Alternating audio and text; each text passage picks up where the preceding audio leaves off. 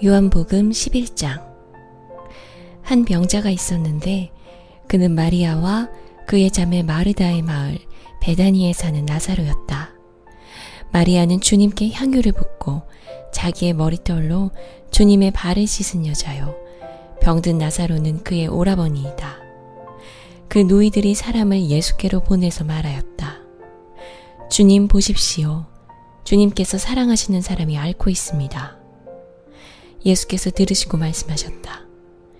이 병은 죽을 병이 아니라 오히려 하나님의 영광을 드러낼 병이다. 이것으로 말미암아 하나님의 아들이 영광을 받게 될 것이다. 예수께서는 마르다와 그의 자매와 나사로를 사랑하셨다. 그런데 예수께서는 나사로가 앓는다는 말을 들으시고도 계시던 그곳에 이틀이나 더 머무르셨다. 그리고 나서 제자들에게 다시 유대 지방으로 가자 하고 말씀하셨다. 제자들이 예수께 말하였다. 선생님, 방금도 유대 사람들이 선생님을 돌로 치려고 하였는데 다시 그리로 가려고 하십니까? 예수께서 대답하셨다. 낮은 12시간이나 되지 않느냐. 사람이 낮에 걸어다니면 햇빛이 있으므로 걸려서 넘어지지 않는다. 그러나 밤에 걸어다니면 빛이 그 사람 안에 없으므로 걸려서 넘어진다. 이 말씀을 하신 뒤에 그들에게 말씀하셨다. 우리 친구 나사로는 잠들었다. 내가 가서 그를 깨우겠다. 제자들이 말하였다. 주님, 그가 잠들었으면 낫게 될 것입니다. 예수께서는 나사로가 죽었다는 뜻으로 말씀하셨는데 제자들은 그가 잠이 들어 쉰다고 말씀하시는 것으로 생각하였다. 이때 예수께서 그들에게 밝혀 말씀하셨다. 나사로는 죽었다. 내가 거기에 있지 않은 것이 너희를 위해서 도리어 잘된 일이므로 기쁘게 생각한다. 이 일로 말미암아 너희가 믿게 될 것이다. 그에게로 가자. 그러자 디두모라고 하는 도마가 동료 제자들에게 우리도 그와 함께 죽으러 가자 하고 말하였다. 예수께서 가서 보시니 나사로가 무덤 속에 있은 지가 벌써 나흘이나 되었다. 베다니는 예루살렘에서 오리가 조금 넘는 가까운 곳인데 많은 유대 사람이 그 오라버니의 일로 마르다와 마리아를 위로하러 와 있었다. 마르다는 예수께서 오신다는 말을 듣고서 맞으러 나가고 마리아는 집에 앉아 있었다. 마르다가 예수께 말하였다. 주님, 주님이 여기 계셨더라면 내 오라버니가 죽지 아니하였을 것입니다. 그러나 이제라도 나는 주님께서 하나님께 구하시는 것은 무엇이나 하나님께서 다 이루어 주실 줄 압니다. 예수께서 마르다에게 말씀하셨다. 네 오라버니가 다시 살아날 것이다. 마르다가 예수께 말하였다. 마지막 날 부활 때에 그가 다시 살아나리라는 것은 내가 압니다. 예수께서 마르다에게 말씀하셨다. 나는 부활이요 생명이니 나를 믿는 사람은 죽어도 살고 살아서 나를 믿는 사람은 영원히 죽지 아니할 것이다. 네가 이것을 믿느냐? 마르다가 예수께 말하였다. 예, 주님. 주님은 세상에 오실 그리스도이시며 하나님의 아들이심을 내가 믿습니다. 이렇게 말한 뒤에 마르다는 가서 그 자매 마리아를 불러서 가만히 말하였다. 선생님께서 와 계시는데 너를 부르신 것이다. 이 말을 듣고 마리아는 급히 일어나서 예수께로 갔다. 예수께서는 아직 동네에 들어가지 않으시고 마르다가 예수를 맞이하던 곳에 그냥 계셨다. 집에서 마리아와 함께 있으면서 그를 위로해 주던 유대 사람들은 마리아가 급히 일어나서 나가는 것을 보고 무덤으로 가서 울려고 하는 것으로 생각하고 그를 따라갔다. 마리아는 예수께서 계신 곳으로 와서 예수님을 뵙고 그 발 아래에 엎드려서 말하였다. 주님, 주님이 여기에 계셨더라면 내 오라버니가 죽지 않았을 것입니다. 예수께서는 마리아가 우는 것과 함께 따라온 유대 사람들이 우는 것을 보시고 마음이 비통하여 괴로워하셨다. 예수께서 그들에게 물으셨다. 그를 어디에 두었느냐? 그들이 대답하였다. 주님, 와보십시오.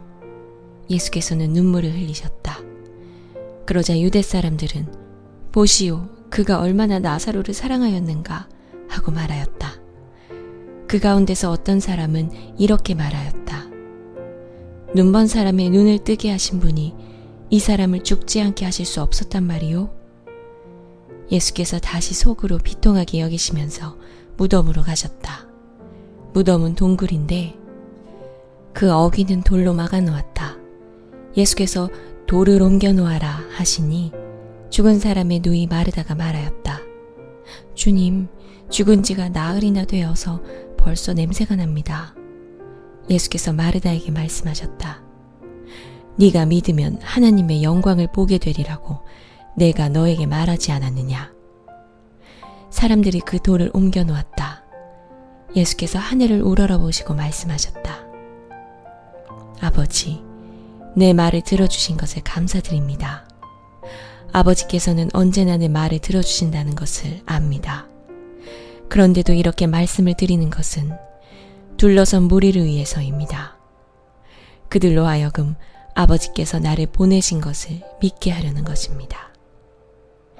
이렇게 말씀하신 다음에 큰 소리로 나사로야 나오너라 하고 외치시니 죽었던 사람이 나왔다.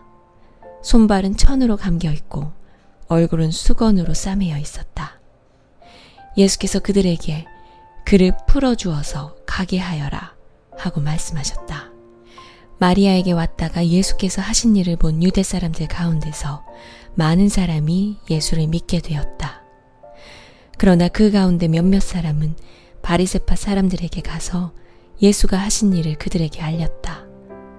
그래서 대제사장들과 바리새파 사람들은 공의회를 소집하여 말하였다. 이 사람이 표징을 많이 행하고 있으니 어떻게 하면 좋겠습니까?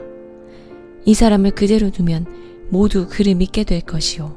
그렇게 되면 로마 사람들이 와서 우리의 땅과 민족을 약탈할 것입니다. 그 가운데 한 사람으로서 그 해의 대제사장인 가야바가 그들에게 말하였다. 당신들은 아무것도 모르오. 한 사람이 백성을 위하여 죽어서 민족 전체가 망하지 않는 것이 당신들에게 유익하다는 것을 생각하지 못하고 있소.